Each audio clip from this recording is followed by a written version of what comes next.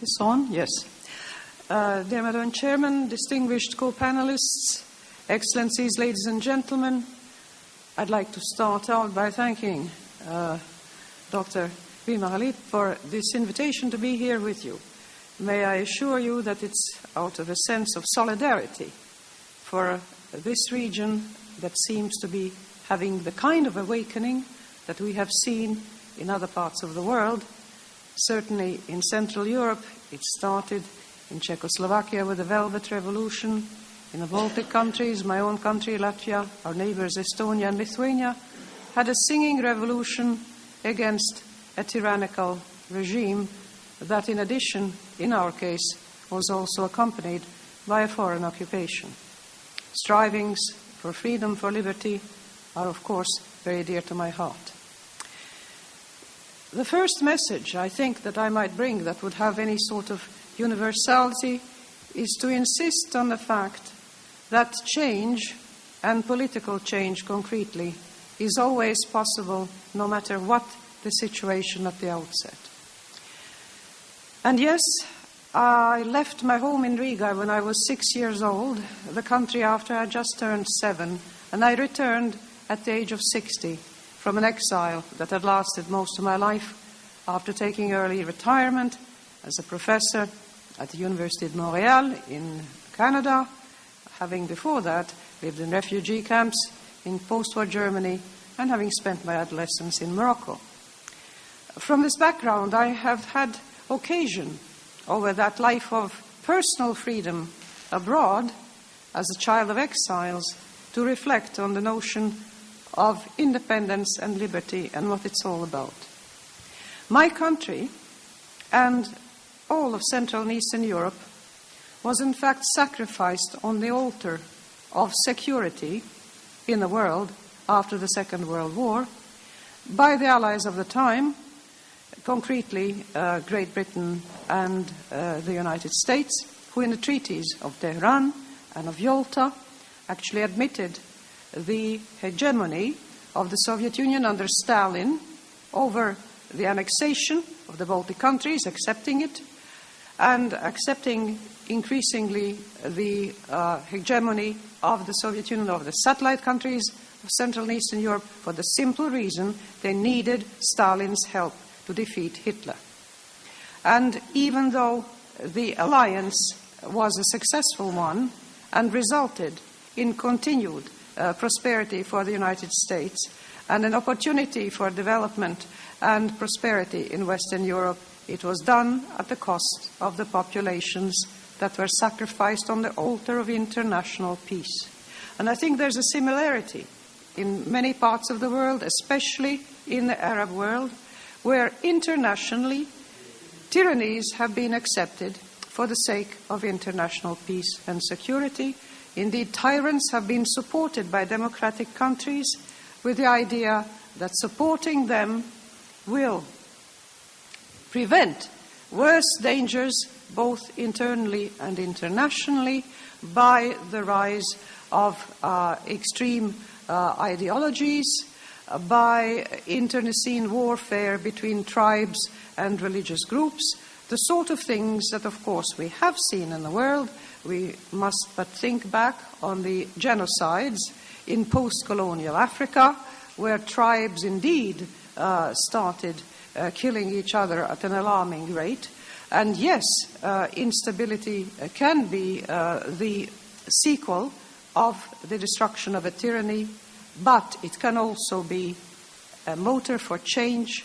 It can be an opportunity for democracy and human dignity. What sort of country you build after there has been either a singing revolution or a revolution that you may call by any other name, but a revolution where a majority of the people have risen up and said enough of the system that we have. We wish to ask for our rights, we wish to claim back our dignity, and we wish to construct a system of governance where citizens will have empowerment in front of both the civilian and the military rule of the country. It means the empowerment of individuals. It means equal rights for all citizens, and that means all human beings, including women. Indeed, totalitarian ideologies, be they religious or secular, rob certain parts of populations of their human rights and their human dignities. In Nazi Germany, it was the Jews who were declared to be inhuman. In the Soviet Union, it was the ideology, or rather I should say the particular interpretation, the arbitrary interpretation of it, that was taken as a basis for a bloody, repressive tyranny such as has rarely been seen in the past century.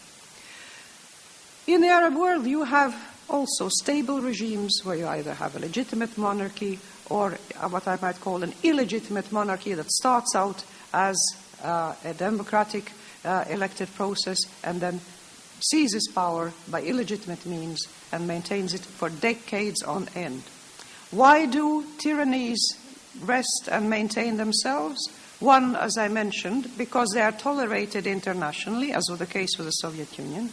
Two, because ultimately they present a danger, and during the Cold War there was always a fear of an international atomic war.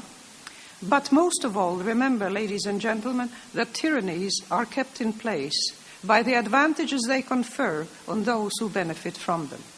A tyrant is at the top of a pyramid. He is never alone. There is always either a family or a clan or a group supporting him who get excessive benefits, and these excessive benefits are obtained at the expense of the rest of the population. The larger the benefits to the supporters of the tyrant, the harder the life of the ordinary citizen. A country's resources are, after all, finite, except in the case of oil-rich countries where truly they keep pumping out of the depths of the earth. Usually, the finances of a country are finite, and if you take away from some, then, of course, the others will get it. And if the ruling class concentrates the resources of the country in its own hands and its supporters, the rest of the population is bound to suffer. So therefore, democracy and the equalization of human rights necessarily must go hand in hand with the equalization of our economic opportunities and the equalization of access to the wealth of a nation in whatever way it has been generated. The rule of the military in all of that, we know that countries that have huge militaries, that have weapons, that have power, we've seen this in Europe, yes, they have the ability to trample over others, and my country was the sad recipient of that sort of force, being occupied first by the Soviet Union under Stalin, then by Nazi Germany under Hitler, then again by the Soviet Union having this annexation and 50 years of totalitarian rule. When we recovered our independence, we had a foreign occupying army sitting on our territory, and it took nearly 4 years, an intervention by the President of the United States, to get an agreement with the President of the Russian Federation to withdraw that army from our soil. In countries that have not been under foreign occupation, the force of the army, if it has been part of the totalitarian rule, has to be put back into civilian control, and I'm glad to hear from our colleagues on this panel how crucial that step is indeed. Just after I was elected President of Latvia, one of the first questions that I was asked was, how can you, as a woman who has never been through the process of military service, how can you pretend to assume the role of titular chief of the armed forces of your country? And I said very easily, ladies and gentlemen, because that is the very basis of democracy. In a democracy, the titular head of state, the elected head of state, is responsible for the armed forces. The armed forces are a tool in the hands of the civil government to maintain the security of the nation and its territorial integrity. They are not a method of governance because they have not been elected by the people to represent them. It is the parliaments that are elected by the people to represent them, and the political parties who are then empowered to act under agreement with each other. Naturally, when I say political parties, that implies already that you do not have a single party state and that you do not have a single ideology. I'd like to mention, by the way, that under totalitarian ideologies, I personally include both secular and religious ones. I think the French Revolution introduced the notion of civic responsibility and of the separation of church and state, which has been very salutary, and we have seen it everywhere where democracies have developed. The relationship between the individual and his or her God is a deeply personal and individual one. The moral standards and the standards of decency that prevail in a society are cultural developments that nations and peoples and tribes, groups of people have developed over the centuries. This is a social contract that people have with each other in terms of what is considered proper behavior, moral behavior, decent behavior. The relationship with a higher power is a matter of individual conscience. There should be freedom of religion for people to express the aspirations of their souls under whatever form of organized religion that they deem necessary or that their culture has inherited from its predecessors.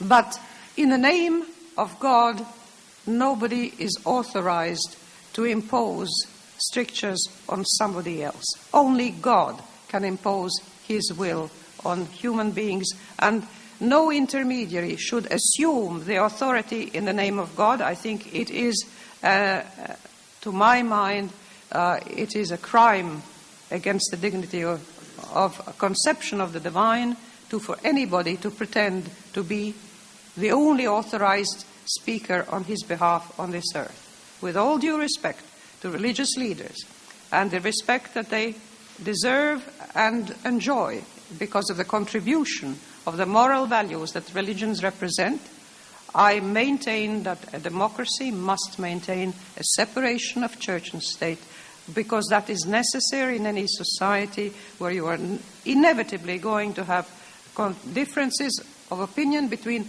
the faithful and those who are not faithful, between those of one faith or another.